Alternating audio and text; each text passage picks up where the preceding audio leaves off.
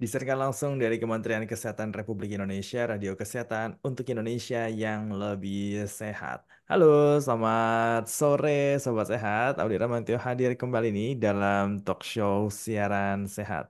Sebelumnya saya ingin mengucapkan dulu untuk Sobat Sehat yang mendengarkan melalui streaming di aplikasi Radio Kesehatan maupun di radiokesehatan.kemkes.go.id dan juga yang menyaksikan secara langsung melalui live Instagram Kementerian Kesehatan Kemenkes_RI dan yang menonton tayangan ulangnya di YouTube Kementerian Kesehatan.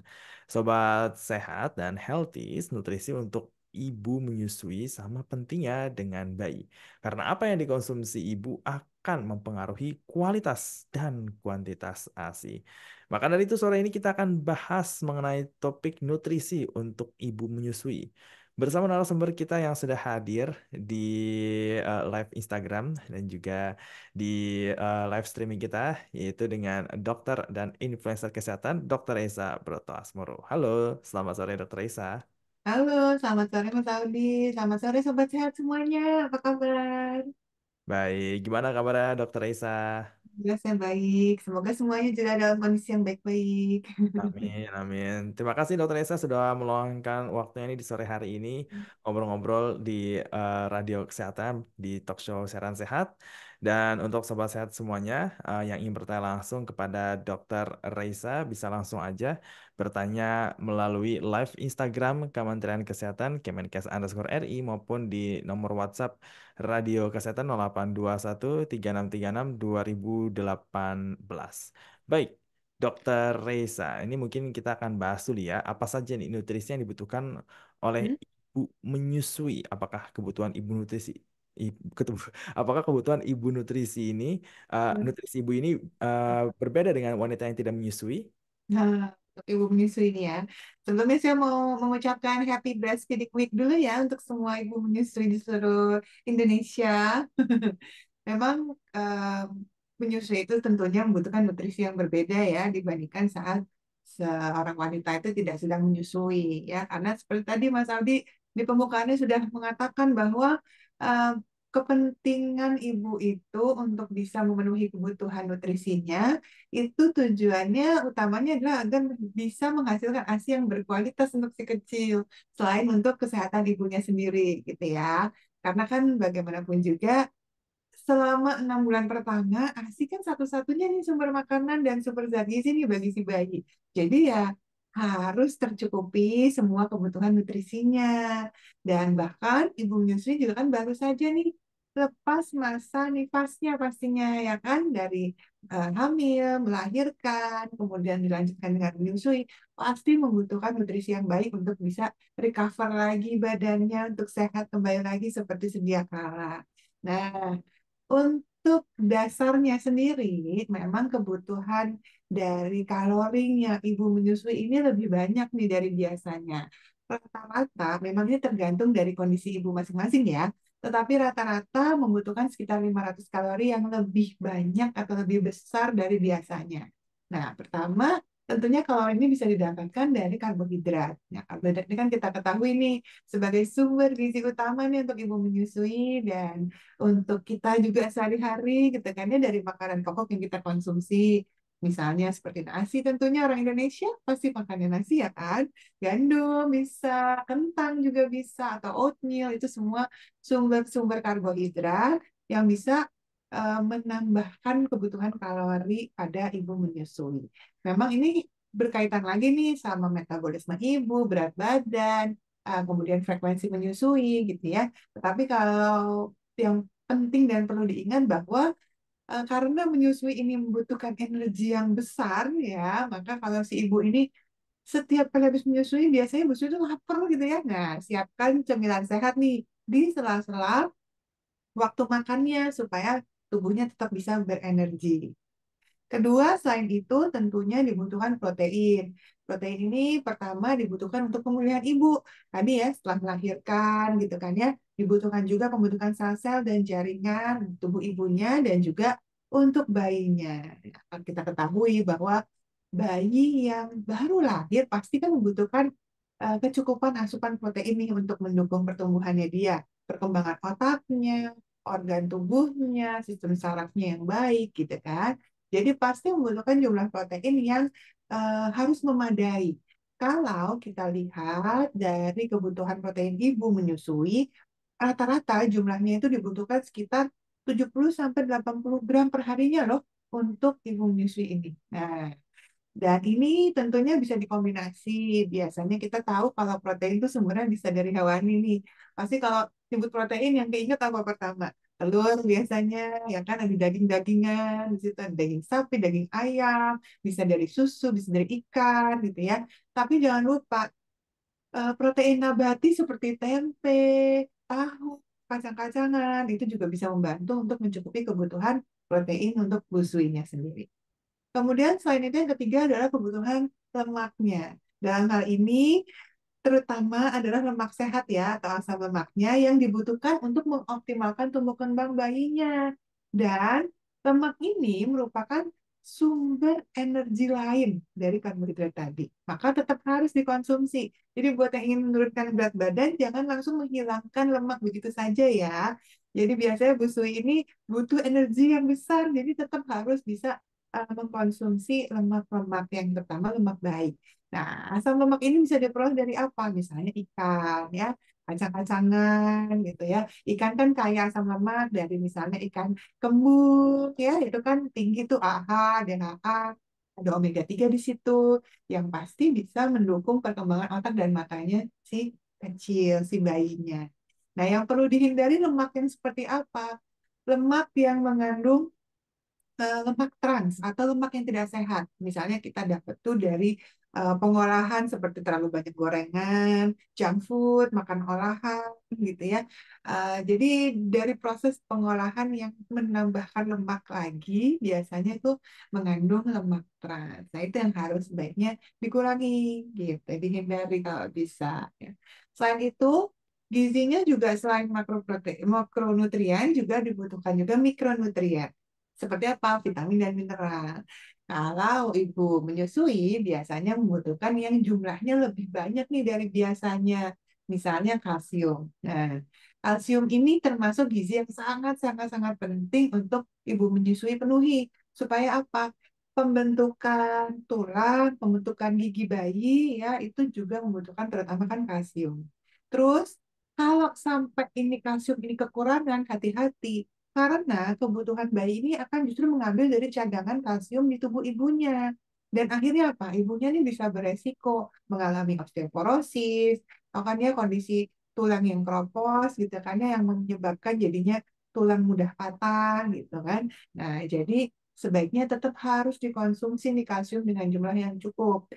Selain itu, kalsium ini juga membantu loh bisa membuat ASI yang keluarnya lebih lancar dan lebih banyak juga. Ya, kemudian selain itu zat besi. Zat besi ini juga dibutuhkan sekali, terutama untuk pembentukan sel-sel darah merah. Ya, kalau sampai kekurangan zat besi, resiko yang paling sering terjadi adanya anemia.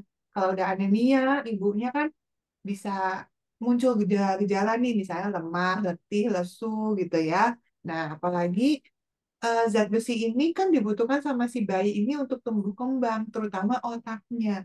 Jadi ya harus dikonsumsi juga. Misalnya bisa didapatkan dari mana sih?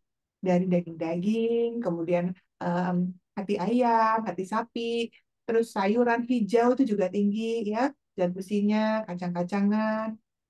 Pokoknya yang daun hijau gelap itu biasanya zat besinya tinggi. Nah, terus ada lagi vitamin-vitamin.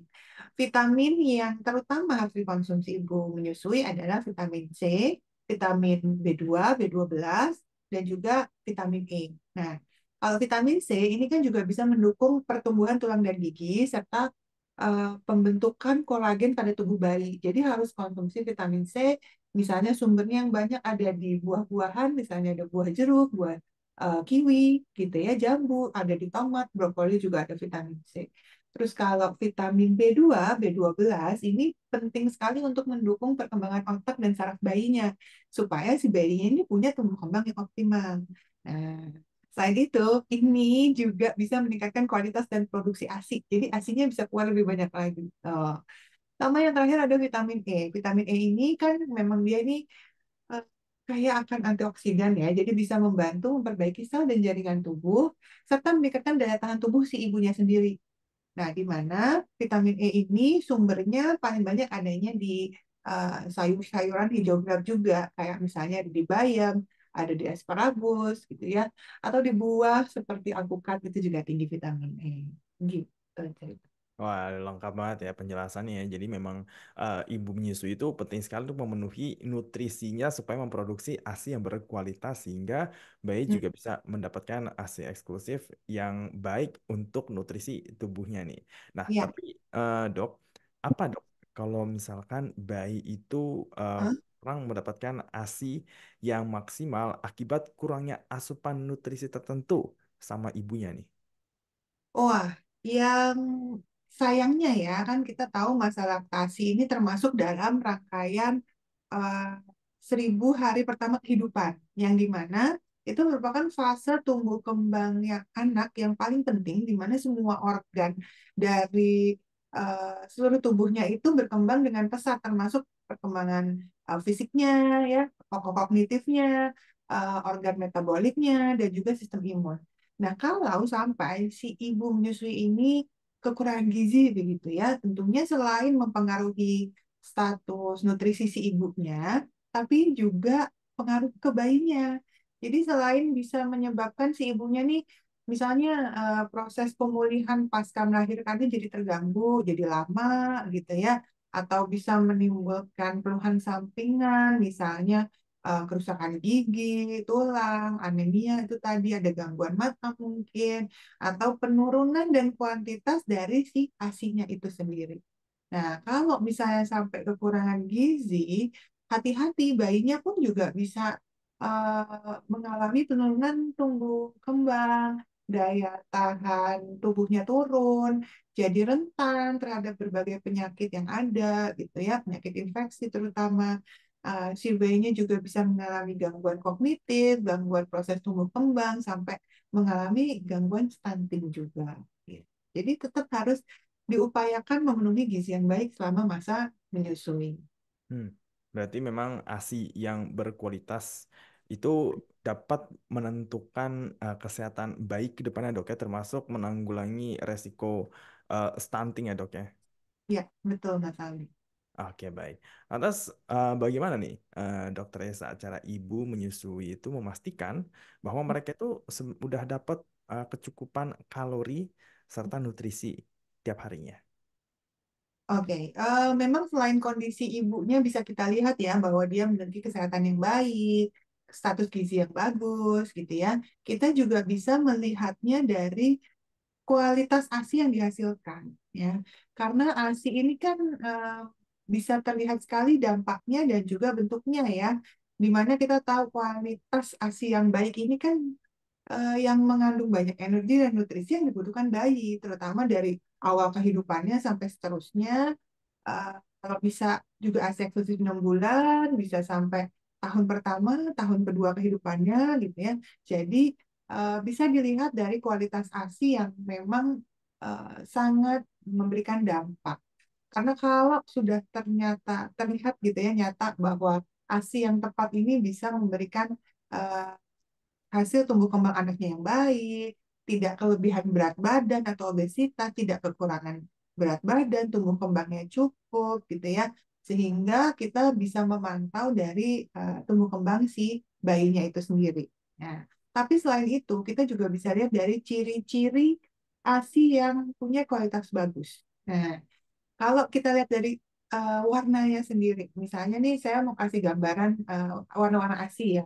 ASI yang warnanya cenderung kuning keemasan, konsistensinya kental gitu ya. Itu awal-awal terutama itu tanda dari susu kolostrum, di mana yang awal sekali keluar itu kolostrum itu ASINya tuh nutrisinya tinggi sekali.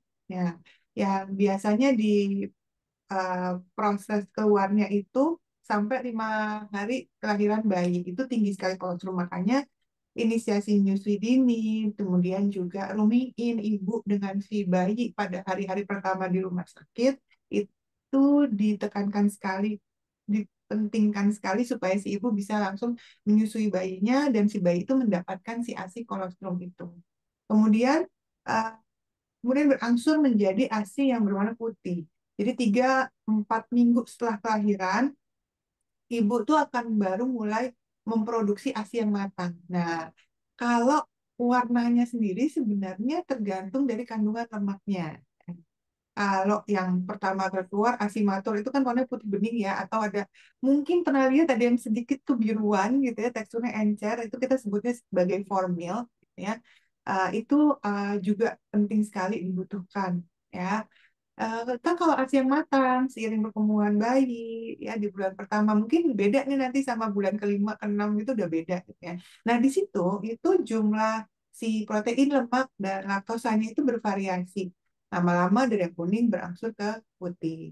Nanti kalau udah ada satu waktu gitu ya, kemudian dia berubah warnanya lebih lebih padat lagi, kita sebutnya hignet. Nah itu juga dibutuhkan. Jadi memang kita bisa lihat kualitas ASI dari adanya ketersediaan formil dan field milknya yang sesuai dengan kebutuhan si bayinya itu sendiri. Jumlahnya mencukupi, memadai, gitu ya.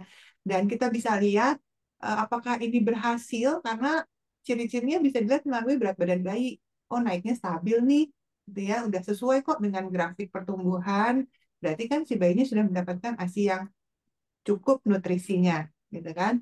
Terus kalau ASI sudah cukup memenuhi kebutuhan bayi, biasanya dia juga akan menyusunya itu akan mengikuti pertumbuhan. Kalau bayi lahir biasanya kan menyusuinya 8 sampai 12 kali sehari, misalnya sejam sekali gitu ya.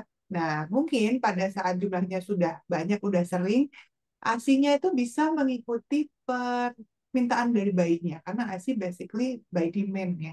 Jadi ASI yang dimasuk yang diproduksi biasanya bisa mengikuti permintaan bayinya. Nah, itu ciri-ciri ibunya mencukupi nutrisi yang baik dan ciri ASINya kualitasnya baik dan bagus juga. Terus kualitas bayi, pencernaan bayinya ini lancar. Jadi kalau misalnya udah kelihatan pertumbuhannya baik, terus dia juga nggak ada masalah dalam pencernaannya gitu kan ya, ya biasanya akan eh, nggak ada gangguan untuk frekuensi buang air besarnya bisa normal gitu, nggak ada gangguan, bisa mengikuti kebiasaan bayinya. Hmm, oke baik. Nah, Dokter Reza, ada nggak sih dok makanan yang dapat membantu meningkatkan produksi ASI karena mungkin untuk beberapa ibu-ibu nih di luar sana ini kesulitan nih dok dalam meningkatkan produksi ASI. Nah ini bisa dibantu nggak sih dok dengan makanan-makanan tertentu gitu? Iya, memang banyak sekali ya sebenarnya makanan yang bisa membantu gitu ya. Kita bisa lihat dari kacang-kacangan atau biji-bijian gitu ya, seperti kacang almond, kacang kenari, itu kan mengandung fitoestrogen dan juga protein yang bisa meningkatkan dari produksi ASI itu sendiri. Selain itu juga kan kacang-kacangan biji-bijian mengandung gitu ya lemak sehat gitu ya untuk pertumbuhan atau perkembangan otak bayi. Tapi yang paling terkenal biasanya dari sayuran hijau. Mungkin ada yang, wah udah tiap hari disiapin gitu ya. Sayur-sayuran kayak bayam, brokoli, kangkung. Apalagi itu yang terkenal banget buat eh, produksi ASI. Coba, ini di ke kolom komentar coba ditulis nih. Saya mau tanya nih. Biasanya dibikinin sayur apa sih? Daun apa gitu ya paling sering. Ya sebenarnya itu karena daun-daunan hijau gelap itu bisa membantu apa mencukupi kebutuhan si zat besi dan kalsium. Jadi bisa meningkatkan balik lagi produksi ASI, terus juga mengandung nutrisi yang tepat yang dibutuhkan oleh busui dan juga untuk si bayinya sendiri. Karena memang uh, sayuran-sayuran itu biasanya mengandung juga senyawa fitosterol gitu ya yang bisa merangsang dan melancarkan produksi ASI. Nah, ini udah ada yang jawab nih, dan katuk, ya banyak yang jawab ya. Benar ya. Jadi daun katuk itu mengandung senyawa fitosterol itu tadi, dan dia juga mengandung steroid dan juga polifenol yang bisa meningkatkan kadar prolaktin atau si hormon pelancar ASI. Ya, kalau kadar prolaktinnya tinggi, tentunya akan meningkatkan dan mempercepat dan juga memperlancar dari produksi ASINya. Ya, betul sekali semuanya. Kemudian ada lagi buah-buahan, misalnya ada buah alpukat itu tadi ya, ini kan juga kaya akan lemak omega 3, bisa membantu juga meningkatkan kuantitas dan kualitas ASI. Terus sumber protein seperti ikan, ya, ikan juga eh, salah satu sumber protein yang banyak mineral dan vitaminnya. Jadi kalau ada asam lemak juga tinggi di situ, dia berfungsi untuk bisa membuat produksi ASI juga meningkat dan juga kualitasnya juga bagus ya. Dan satu lagi sebenarnya bukan dari makanan tapi dari minuman. Nah, air putih karena komposisi si ASINya sendiri itu kan paling banyak ya 90% itu sebenarnya kan air. Jadi kalau si ibunya ini tidak cukup mengkonsumsi air, ya jelas pasti akan mempengaruhi produksi ASINya. Jadi harus mengkonsumsi air mineral yang paling yang cukup gitu ya supaya bisa menjaga tubuh tetap terhidrasi dan membuat produksi ASI optimal. Tapi Mas Audi saya mau nambahin bahwa memang sebenarnya ya harus disadari betul karena untuk menambahkan produksi atau jumlah dari ASI itu nggak semata-mata dari makanan yang dikonsumsi aja, tapi juga banyak hal yang bisa diupayakan untuk mendukung produksi ASI. Seperti apa yang paling penting sebenarnya, yakni menyusui lebih sering dan lebih lama. Jika si busuinya ini jarang menyusui atau hanya sebentar-sebentar gitu ya, otomatis produksi ASINya jadi lebih sedikit. Jadi paling enggak harus dibikin jadwal menyusui yang bisa uh, merangsang produksi ASINya karena balik lagi basicnya adalah produksi ASI itu by demand. Semakin tinggi permintaannya, semakin banyak produksinya gitu. Kemudian uh, menyusuinya dengan kedua payudara. Jadi supaya ASINya lancar, sebaiknya disusukan dengan kedua payudara secara bergantian. Dan pastikan sudah kosong banget ini ya payudara yang satunya sebelum berganti payudara lain. Dan saat menyusui, pastikan posisinya tuh nyaman. Jadi perlekatan si bayinya itu tepat gitu ya, bibir dan putingnya, payudaranya itu benar-benar di posisi yang benar supaya menyusuinya baik, kemudian perlekatannya bagus. Jadi si hormon untuk mensukseskan si proses menyusui ini semuanya bisa berjalan dengan lancar. Gitu ya. Sama ada lagi, yakni mengurangi stres. Nah, stres itu bisa bikin busui menghasilkan ASI lebih sedikit. Jadi ya memang harus dibantu ya supaya busui ini punya stress management yang baik. Nah, untuk salah satunya adalah bisa mungkin dicoba dengan melakukan pijatan ya, pijatan oksitosin di mana ini bisa mengeluarkan hormon-hormon untuk memperlancar ASI-nya gitu. Jadi selain gizi yang baik, banyak hal sebenarnya yang harus dilakukan juga untuk mendukung. Oke, baik ya. Jadi bukan cuma soal makanan dan nutrisi aja ya, tapi juga hal-hal lain ya, terutama tadi itu stress management dan juga lebih sering Iya. menyusui dan menggunakan kedua payudaranya nih supaya bisa maksimal bayi Hmm, mendapatkan ASI yang baik.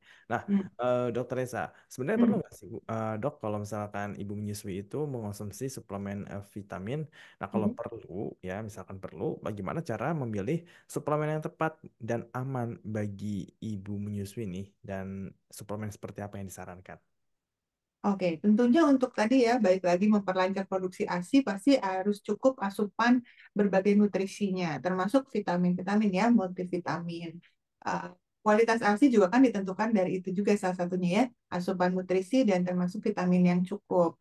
Jadi kalau bisa sih, kalau misalnya asupan nutrisi dari makanan dirasa tidak memadai gitu ya, tentu bisa mengkonsumsi suplemen untuk ibu menyusui, pastikan yang memang aman untuk dikonsumsi ibu menyusui ya. Nah, bisa apa aja yang dikonsumsi suplemennya? Yang pertama tentunya harus mengandung asam folat. Di mana ini salah satu nutrisi penting yang harus ada dalam susu dalam si ibu dalam ASI ibu. Jadi dibutuhkan si asam folat ini untuk memperlancar dan meningkatkan kualitas ASINya. Kemudian DHA ya di mana omega 3 ini bisa membantu untuk menaikkan berat badan bayi, meningkatkan kualitas ASI itu tadi, kemudian bagus untuk perkembangan otak bayinya. Ya.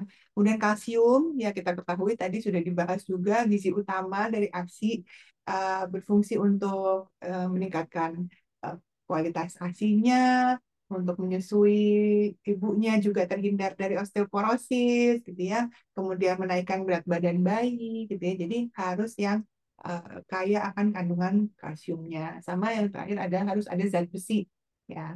Itu tadi itu juga udah bahas asupan zat besi ini penting untuk uh, tubuh bayi dan juga untuk ibu supaya terhindar dari anemia.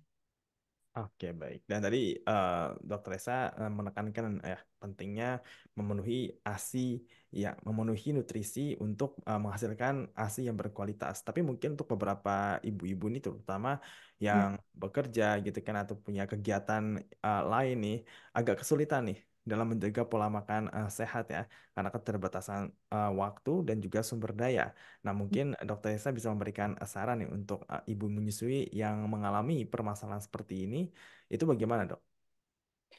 Oke, sebenarnya kalau dari tadi kita sudah bahas nih ya Mas Aldi ya, rasanya nggak terlalu sulit sebenarnya ya nutrisi yang didapatkan. Sebenarnya dari makanan sehari-hari yang kita konsumsi juga sudah banyak. Cuma yang perlu diingat ya harus lengkap karena harus pola gizi seimbangnya yang disediakan dan dikonsumsi setiap harinya oleh ibu menyusui ini.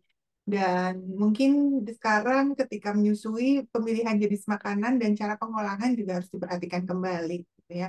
Memang kalau ibu menyusui itu biasanya justru ya yang mengganggu gizi seimbangnya itu karena eh, laparan itu tadi habis menyusui biasanya lapar banget terus apa aja yang ada gitu ya atau yang cepat gitu ya fast food lah yang dikonsumsi atau makanan-makanan yang eh, ya itu tadi tidak memenuhi gizi seimbang ya itu yang justru yang harus dihindari. Jadi mungkin untuk para busui dia siapkan nih makan makanan selingan yang mengandung gizi seimbang yang baik untuk kesehatan ibu dan bayi. Tapi memang balik lagi kondisi psikologis ibu menyusui itu sebenarnya yang paling penting ya. Jadi meskipun tadi sudah mengkombinasikan segala cara tadi, termasuk sudah mengkombinasikan gizi seimbang ya, tapi yang perlu diingat bahwa semua cara tadi itu tentunya dipengaruhi juga oleh kondisi psikologis. Jadi memang harus benar-benar tahu cara pengaturan waktunya, manajemen waktu untuk menyusui. Kalau mau sedang bekerja tadi ya, ibu menyusui bekerja, harus mengatur jadwal pumpingnya, pompa asinya, cara mengatur, mempersiapkan asi penyimpanannya di rumah, gitu ya, supaya bisa memenuhi kebutuhan asi eksklusif si bayi tadi. Oke, baik. Nah, Dokter Esa ini kita ada pertanyaan dari Sobat Sehat dari Hmm. Neila. Apa yang menyebabkan produksi ASI sedikit atau bahkan tidak keluar pada saat pasca melahirkan? Dan bagaimana menyiasatinya agar anak bisa mendapatkan ASI eksklusif? Silakan, Dok.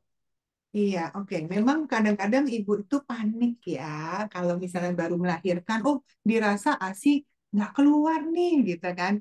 Padahal mungkin memang ternyata belum sebanyak itu nih ASI yang keluar, karena kita tahu eh, produksi ASI itu terdiri dari beberapa tahap, di mana ada dari awal persalinan, nih baru aja lahir nih bayinya, kemudian eh, 3 sampai 8 hari setelah persalinan itu tahap 2, terus hari ke-9 dan seterusnya gitu ya, itu tahap ketiga.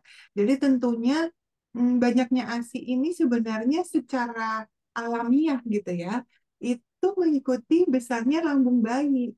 Rasanya kok kayaknya nggak keluarnya dikit banget. Tahu nggak? Kalau bayi baru lahir itu hari pertama, hari kedua, lambungnya tuh cuma sebesar kelereng paling ya. Jadi kebutuhannya memang sedikit sekali nih ASI di awal-awal. Jadi mungkin bukan nggak keluar, karena memang baru sedikit seperti itu. Hmm. Perlu dirangsang terus, termasuk makanya yang paling penting inisiasi menyusui dini, supaya udah siap nih, oh ini bayinya udah lahir. Jadi badannya udah tahu nih gitu ya, supaya hormon-hormon laktasinya keluar, jadi sudah mulai bisa terproduksi. Hari ketiga aja, lambung bayi itu cuma sebesar bola bekel. Nah, makanya. Jadi masih sedikit juga. Nanti hari ke-10 baru besar sebesar bola pingpong gitu ya. Jadi memang kita sebaiknya nggak usah panik dulu. Produksi ASI itu pasti akan mengikuti uh, apa namanya demand gitu ya, supply dan demand. Jadi ya harus tahu sebenarnya pasti akan keluar, rangsang aja terus gitu. Karena memang mm, jadi saya mau jelasin ini dulu deh kalau gitu dua hormon laktasi ada namanya hormon prolaktin dan oksitosin. Ini dua hormon yang sebenarnya mendukung kesuksesan program laktasi. Jadi hormon si prolaktin ini bisa keluar kalau dia dirangsang dengan cara menyusui si kecil. Dia si kecil menghisap dengan baik. Jadi makanya kalau nggak ada perlekatan di situ, hisapnya nggak bagus, jarang nyusuin, otomatis hormon ini berkurang. Jadi ya otomatis ASINYA jadi lebih sedikit. Nah, terus ada hormon oksitosin di mana dia tuh gunanya sebenarnya adalah untuk memenuhi kebutuhan si bayi. Keluarnya kapan? Untuk merangsang hormon oksitosin ini keluar, harus ada dekapan dengan si bayi. Jadi harus ada proses menyusui, harus ada kontak skin to skin sesering mungkin. Nah, jadi baru deh hormon ini akan keluar dan mendukung produksi si ASINYA.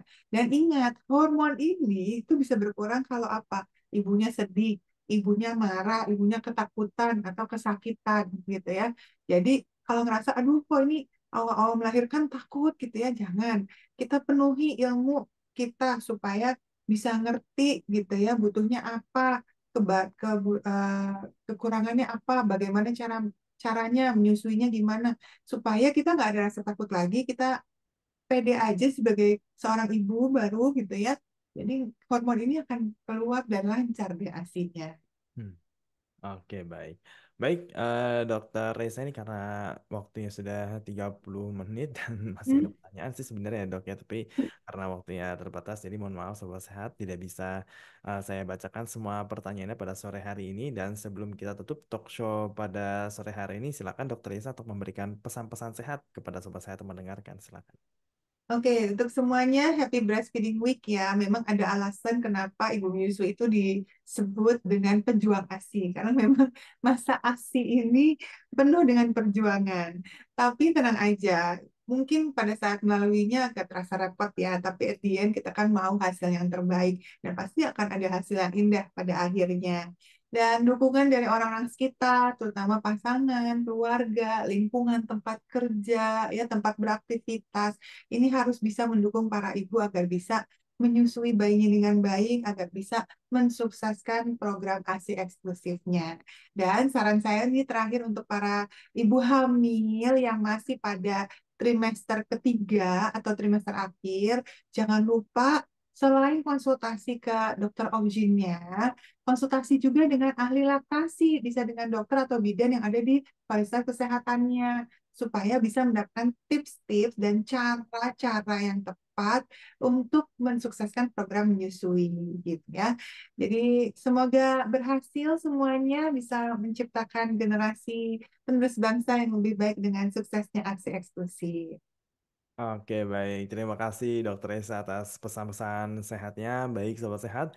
Demikian talk show siaran sehat pada sore hari ini. Semoga informasi yang kami berikan dapat membantu Sobat Sehat semuanya. Sekali lagi, saya mengucapkan terima kasih kepada Dokter Esa sudah hadir sore hari ini di Radio Kesehatan. Asik.